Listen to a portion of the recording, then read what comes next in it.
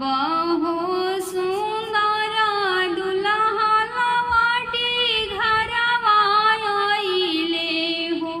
आमारो वेली पुकार, आमारो वेली पुकार।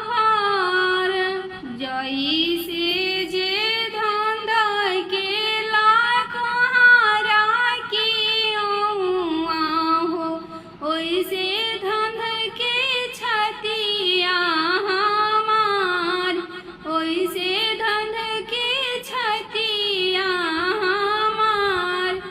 कहवा बीतला बबुआ ठीक दुपहरिया हो, कहवा बीतला सारी रात, कहवा बीतला सारी रात।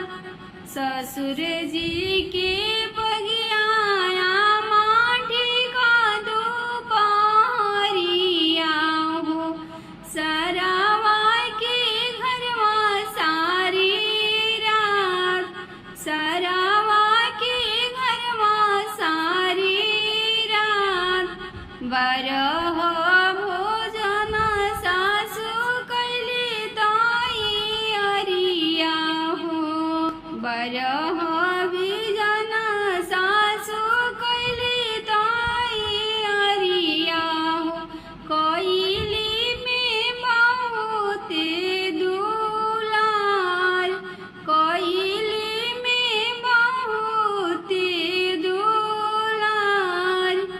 9 महीना बबुआ कोखिया में रखनी हो, कइनी में अतना दुलार, कइनी में अतना दुलार।